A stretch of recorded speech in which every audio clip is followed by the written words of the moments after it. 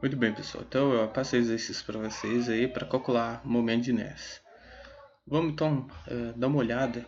Vamos calcular o momento de inércia de um cilindro oco de comprimento L. O cilindro oco nada mais é que um cilindro de raio R2 que eu subtraio um cilindro de raio R1. O cilindro maior vai tirar um cilindro menor de dentro dele. Então, a partir desse resultado, a gente vai obter também o cilindro de raio R e o momento de inércia de um anel de raio R, além do disco de raio R. Então, primeiramente, tomando o eixo aqui, onde vai ocorrer o giro desse meu cilindro, então o eixo ao longo do comprimento, o R1 e R2 são as distâncias, o raio de giro em relação a esse eixo. Temos aqui os dados do cilindro e da massa em mão, volume V, que é igual a área da base vezes comprimento L, comprimento aqui ao longo desse eixo aqui, então.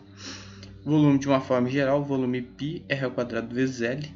Se a gente tomar para calcular esse volume do cilindro oco, então, tomar aqui um cilindro de raio R maior e um cilindro de raio R menor. Então aqui, eu vou fazer para calcular o volume do cilindro oco, eu vou utilizar então como se eu tivesse um cilindro de raio R2 e vou subtrair dele um cilindro de raio R1.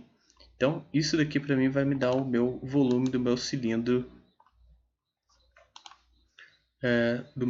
oco. Então aqui coloquei o π e o L em evidência aqui, o raio 2 ao quadrado menos o raio 1 ao quadrado. Então basta calcular os dois, subtrair um do outro aqui, faço a interseção entre os dois. Tem aqui então volume de um cilindro oco em termos dos raios R2 e R1. Esse aqui é um valor que a gente utiliza. A gente vai utilizar ele na frente como valor constante. De uma forma geral, aqui mais um dado importante, massa específica é igual a quê? Massa sobre volume. Volume em termos do volume do cilindro oco, então fica dessa forma aqui. Então, massa específica sobre o volume do cilindro oco que acabamos de calcular aqui atrás. Então aqui, lembrando, essa massa específica é constante. O que significa massa específica constante? Significa que ela é invariante, ela não varia ao longo do nosso volume do cilindro. O cilindro ele é homogêneo ao longo de todo o seu comprimento, ao longo do seu volume. Para obtermos, então, para poder fazer o cálculo da nosso momento de inércia, que é isso que a gente quer, então, sendo momento de inércia igual a integral de r ao quadrado dm, então a gente precisa achar quem que é esse dm, afinal de contas a gente não tem nada sobre isso. Então, o que a gente vai fazer? Lembrando novamente, agora, em termos de variável. Massa em termos de volume fica massa igual a massa específica vezes volume. Se eu tomar a derivada da massa em relação ao volume, já passando para o outro lado, eu tenho que dm vai ser igual a ρdv.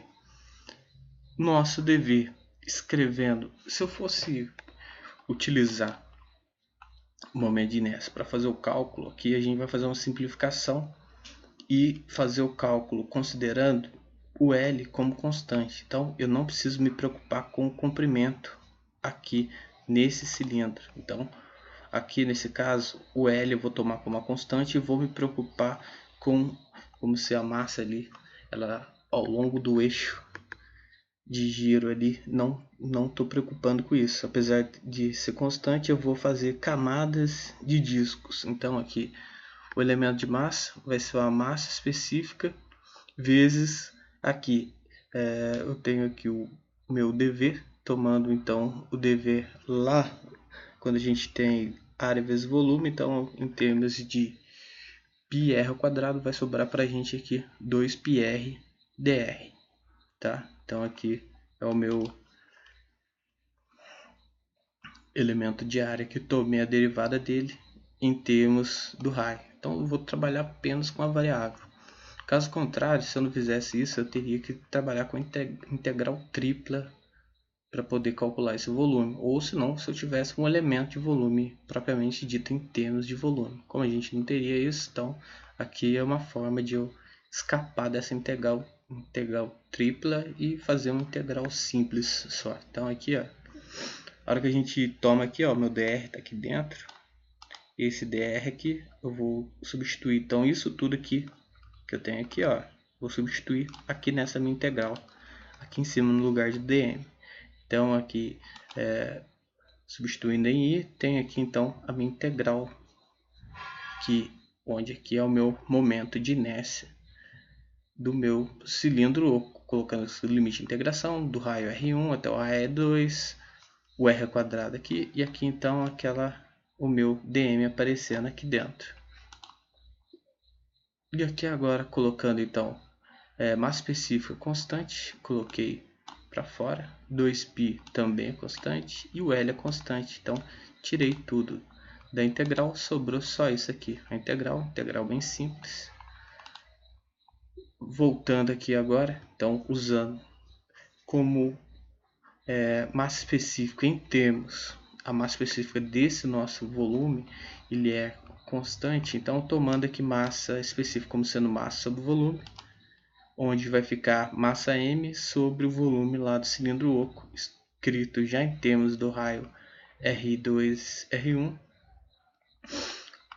Agora, aqui foi simplesmente substituir os valores. Então, peguei aqui, ó, essa integral aqui, substitui o valor de massa específica em termos de R1 e R2. Resolvi essa integral. Essa integral aqui, a gente vê que é uma integral bem direta. É uma integral polinomial, então aqui vai dar r a quarta sobre 4. E basta tomar os limites de integração de R1 até R2.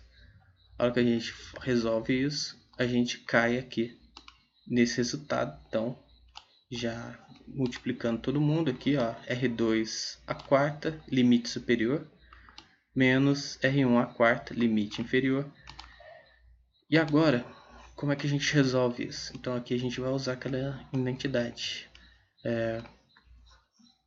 aquele produtos notáveis. Então a diferença de dois números ao quadrado é igual a diferença, um menos o outro, vezes um mais o outro. Então aqui, ó, se eu tomar aqui esse R2 a quarta, como se fosse um R2 ao quadrado elevado ao quadrado. Então, ó, daí eu fico aqui, ó, R2 ao quadrado menos R1 ao quadrado vezes R2 ao quadrado mais R1 ao quadrado. Então aqui é como se ao invés de 4 aqui eu tivesse então 2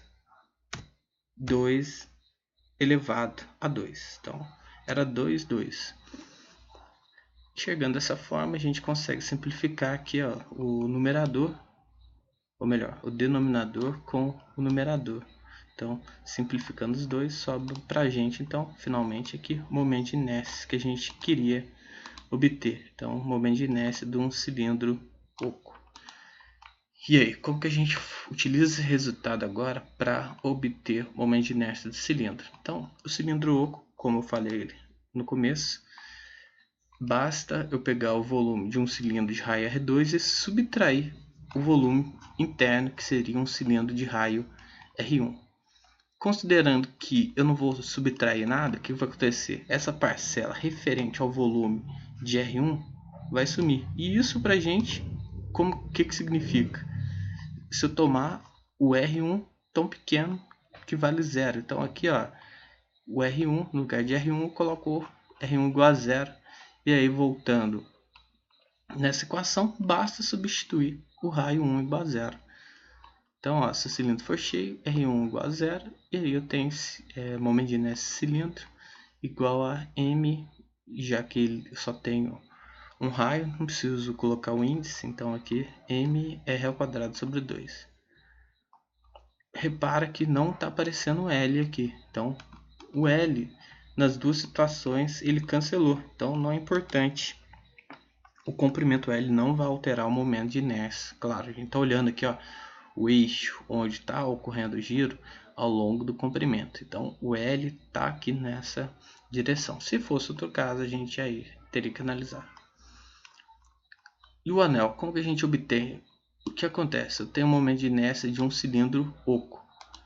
E o que vem a ser um anel? O anel é como se a gente tivesse um cilindro oco, só que a casca, essa espessura, o raio R1, é tão próximo de R2 que acaba ficando uma casca, uma espessura desprezível. Então, nesse caso, basta a gente tomar R1 igual a R2 na equação do momento de inércia do cilindro. Então, tomando R1 igual a R2, então vai ficar mR2 ao quadrado mais R1 ao quadrado, os dois iguais, chamando de R. Então, R ao quadrado mais R ao quadrado dá 2R ao quadrado. M 2R ao quadrado sobre 2, simplificando mR ao quadrado. E o disco, como eu falei já algumas vezes atrás, nos cálculos do momento de inércia do